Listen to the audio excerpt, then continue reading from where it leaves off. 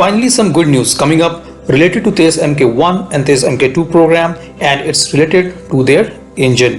HAL has signed a contract with GE Aviation for the supply of GE404 engines. HAL has placed an order of Rs 5,375 crore for 99 F404 GE IN20 engines and support services with GE Aviation USA to power the Tejas LCA aircraft.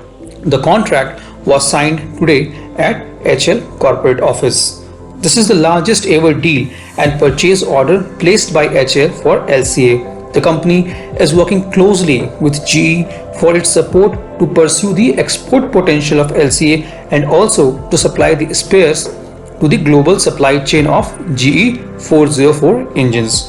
Ordering of the engines marks a major milestone in the execution of 83 LCA contract with Indian Air Force.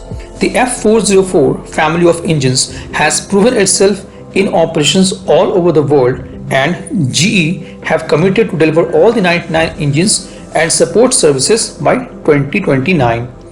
The highest thrust variant of the F404 family, the F404 GE IN20, incorporates GE's latest hot section materials and technologies as well as FADEC, that is Full Authority Digital Engine Control, for reliable power and outstanding operational characteristic.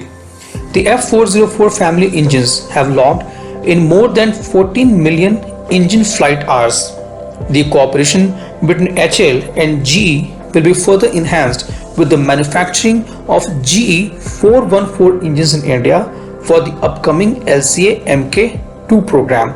This is really good news for Tejas program, as it will overall reduce the cost per engine and at the same time overcome the issues related to the logistics and supply of components as being faced currently by US F-35 program. While this is definitely good news for overall Tejas program, it is also important that DRDO should prioritize the development of indigenous engine for the upcoming 5th generation fighter jets such as MCA and TED-BF. The engine development is a very complex technology and it requires strong will and collective efforts of government, industries, academia, R&D institutes and Air Force to accomplish this broad aim within 8 to 10 years with strong economic and political backing. Without incorporating domestic private industry players, adequate funding and basic infrastructures including test facilities, the aim cannot be achieved in the desired time frame. We have already witnessed how the Kaveri engine became obsolete by the time it was developed. This was today's update. Please let us know what is your views about these in comment section. Feel free to post your comments and suggestions about any topic related to defense sector on which you want to hear from us. With this, I would like to say goodbye and Jai Hind friends.